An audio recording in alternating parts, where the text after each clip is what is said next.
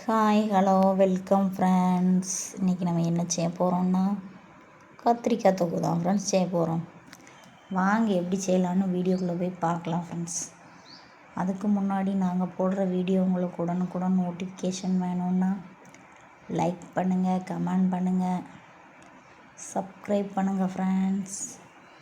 Last வரைக்கும் வீடியோவை skip பண்ணாமல் பாருங்கள் ஃப்ரெண்ட்ஸ். வாங்க எப்படி செய்யலான்னு பார்க்கலாம். இது செய்கிறதுக்காக ஒரு 5 கத்திரிக்காய் தான் எடுத்து வச்சுருக்கேன் ஃப்ரெண்ட்ஸ். அதுக்கப்புறமேட்டு என்னென்னு பார்த்தீங்கன்னா ஒரு 3 தக்காளி, 2 பெரிய வெங்காயம், ஒரு 2 பச்சை மிளகாய், விதையெல்லாம் நீக்கிட்டு 2 பச்சை மிளகாய் கட் பண்ணி வச்சுருக்கேன். ஒரு 10 பல் பூண்டு, கொஞ்சோண்டு கருவேப்பிலை எடுத்து வச்சுருக்கேன் ஃப்ரெண்ட்ஸ். இதெல்லாம் எடுத்து ரெடி பண்ணி வச்சுக்கிட்டு அதுக்கப்புறமேட்டு தான் அடுப்பே ஆன் பண்ண போகிறேன். ஆன் பண்ணி அதில் ஒரு வடை சட்டி வச்சு அதில் கொஞ்சோண்டு எண்ணெய் ஊற்றுறேன் ஃப்ரெண்ட்ஸ். எண்ணெய் ஊற்றிட்டு எண்ணெய் சூடாகினதும் கடுகு போடுறோம். கடுகு போட்டு கடுகு பொரிஞ்சதும் என்ன பண்ணுறோம், அந்த வெட்டி வச்சுருக்க பச்சை மிளகா, அதுக்கப்புறமேட்டு ஒரு 10 பல் பூண்டு நறுக்கி வச்சுருந்தோம்ல ஃப்ரெண்ட்ஸ், அதுக்கப்புறமேட்டு கருவேப்பிலை, இதெல்லாம் போட்டு வதக்கணும் ஃப்ரெண்ட்ஸ். இதை வதங்கவுமே என்ன பண்ணணும், நம்ம வெட்டி வச்சுருக்கோம்ல 2 பெரிய வெங்காயம், அதையும் இது கூட ஒன்றா சேர்த்து நல்லா வதக்கணும் ஃப்ரெண்ட்ஸ். இந்த வெங்காயம் வந்து ப்ரௌன் கலர் ஆகிற வரைக்கும் வதக்கணும் அந்த மாதிரிலாம் இல்லை ஃப்ரெண்ட்ஸ். ஒரு 3/4 வதக்கினாலே போதும்.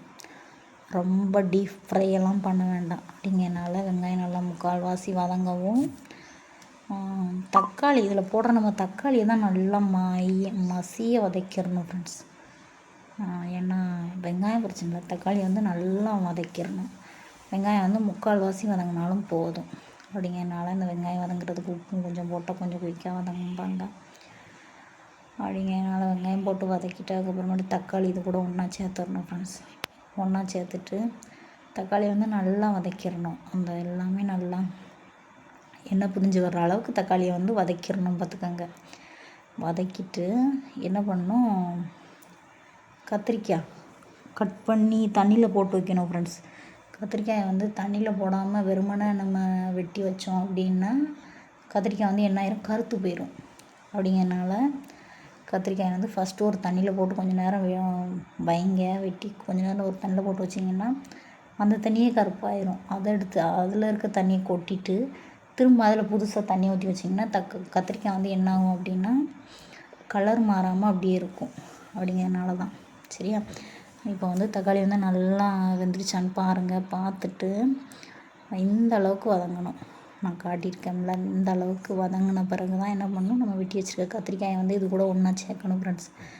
கத்திரிக்காயை ஒன்றா சேர்த்துட்டு கத்திரிக்காய் வந்து தக்காளி நல்லா இந்த எண்ணெயிலே வதங்கணும்லாம் இல்லை, நம்ம தண்ணி ஊற்றி தானே வேக வைக்க போகிறோம். அப்படிங்கிறதுனால எல்லாம் ஒன்றா மிக்ஸ் ஆகிற அளவுக்கு கலக்கி விட்டுட்டு நம்ம வீட்டிலையே அரைச்சி யூஸ் பண்ணுற மசால் பொடி தான் போட போகிறோம். இதுக்கு வேறு எந்த பொடியும் நாங்கள் போடலை. அப்படிங்கிறதுனால இந்த பொடி ஒரு கரண்டி போட்டிருக்கேன் ஃப்ரெண்ட்ஸ். போட்டு அதையும் வந்து இதோட நல்லா மிக்ஸ் பண்ணிவிட்டு என்ன பண்ணுறோம், அதை முங்குற அளவுக்கு தண்ணி ஊற்றி வச்சிட்றோம். தண்ணி ஊற்றிட்டு அதெல்லாம் நல்லா ஒன்றா கலந்து விட்டுட்டு என்ன பண்ணணும், தேவையான அளவு உப்பு போட்டு உப்பு எப்பவுமே செக் பண்ணிடணும். குழம்புக்கு தேவையான அளவு உப்பெல்லாம் பார்த்து செக் பண்ணிவிட்டு ஒரு மூடி போட்டு மூடி வச்சிடணும் ஃப்ரெண்ட்ஸ். மூடி வச்சிட்டோம் அப்படின்னா அது வந்து என்னாகும், நல்லா கொதித்து தண்ணியெல்லாம் வற்றி எண்ணெய் பிரிஞ்சு வரும் ஃப்ரெண்ட்ஸ். எண்ணெய் பிரிஞ்சு வர்ற அளவுக்கு நம்ம நல்லா வதக்கணும். வதக்கிட்டு திரும்ப என்ன பண்ணணும் அப்படின்னா இடையில அந்த கத்திரிக்காய் வந்து நல்லா கரண்டி வச்சே மேஷ் பண்ணி விடணும். அப்படின்னா தான் அது எல்லாம் நல்லா ஒன்றா மிக்ஸ் ஆகி நல்லாயிருக்கும் சாப்பிட்றதுக்கும். பண்ணிவிட்டு எண்ணெய் பிரிஞ்சு வர்ற அளவுக்கு வதக்கிட்டு அதுக்கப்புறமேட்டு சுட சுட சாப்பாடு, அப்புறமேட்டு சாப்பாடு கூட வெறுமனையே வச்சு சாப்பிட்லாம், அவ்வளோ டேஸ்ட்டாக இருக்கும். திரும்ப ரசத்துக்கும் வச்சு சாப்பிட்லாம் ஃப்ரெண்ட்ஸ். சாப்பிட்டு பார்த்து எப்படி இருக்குன்னு சொல்லுங்கள் ஃப்ரெண்ட்ஸ். அடுத்து நீங்களும் ட்ரை பண்ணி பார்த்துட்டு எப்படி இருக்குன்னு சொல்லுங்கள் ஃப்ரெண்ட்ஸ். அடுத்த வீடியோவில் சந்திக்கலாம். ஓகே, பாய்.